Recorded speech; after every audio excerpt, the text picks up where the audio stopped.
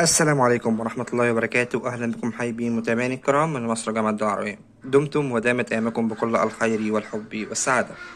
بعد بسم الله والصلاة والسلام على رسول الله صلى الله عليه وعلى من والاه. معكم أخوكم أحمد الكومي، الأمل لتعليم صناعة المنظفات. احنا النهاردة حبايبي هنعمل مزيل دهون بوتاجازات، الشفاط، أي دهون في المطبخ هتزال بكل سهولة. هنعمل مزيل دهون بطريقة بجودة عالية جدا وبطريقة سهلة جدا. فيلا بينا. أول حاجة معانا إن احنا ننزل بتلتين الكمية مية. بسم الله.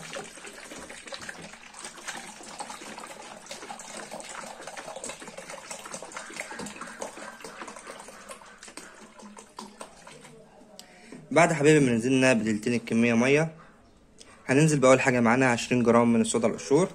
هننزل بصودا القشور على المية مباشرة، 20 جرام من الصودا القشور، وهنقلبها كويس جدا.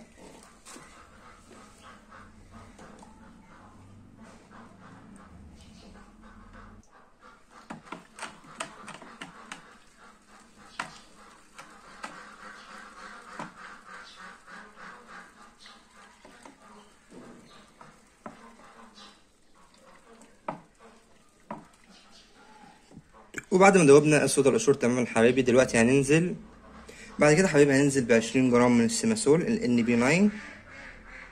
20 جرام، طبعا هحط الميزانة تحت في بوزن.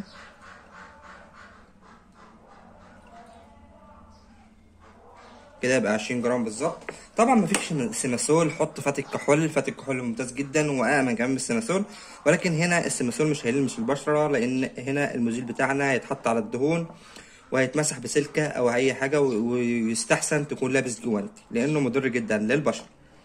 أنا بصراحة حطيت فاتك كحول، ولكن السيماسول أفضل بكتير وأقوى في التركيبة دي.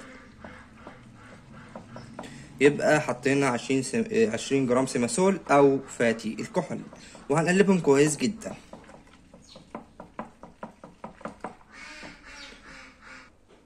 بعد كده حبيبي هننزل ب15 جرام من البيوتايل جليكول.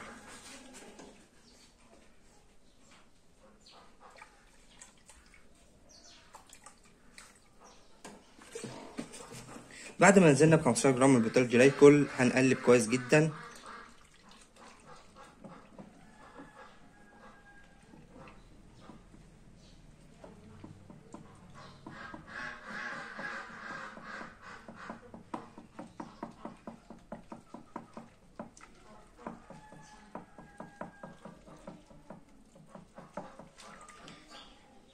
وبعد ما نزلنا حبيبي بالبيوتايل جليكول هننزل مباشرة ب10 جرام من حمض الستريك، ملح ليمون.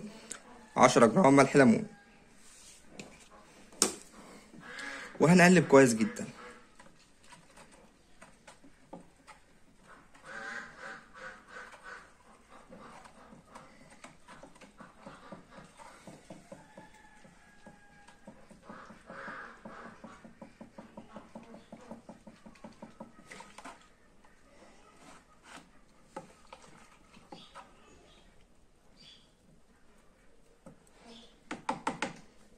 وبعد ما نزلنا بملح ليمون كده المنتج معانا خلص. هنكمل منتجنا ل1 كيلو. كده حبايبي المنتج معانا كيلو بالظبط. هنستنى لما المنتج يهدى شوية ونرجع لكم تاني. المنتج يهدى ويصفى ويروق معانا.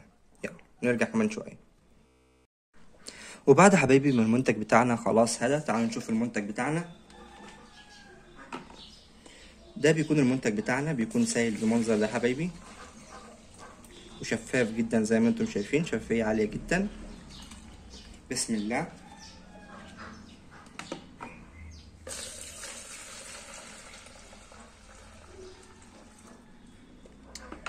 طبعا حبايبي المنتج منتج عالي جدا وممتاز جدا في ازالة الدهون. وفي النهاية حبايبي لو عجبك الفيديو اعمل اعجاب بالفيديو واشترك بالقناة وفعل الجرس حتى يصلك كل ما هو جديد من اخوكم احمد الكومي. واهم حاجة دعوة حلوة من القلب، لان احنا بنعمل ده كله علشان صالح دعائكم، فما تنسوناش من صالح دعائكم، وما تنسوش تدعوا لوالدي بالرحمة والمغفرة. يلا السلام عليكم، والى اللقاء في فيديوهات قادمة ان شاء الله. شكرا على حسن استماعكم.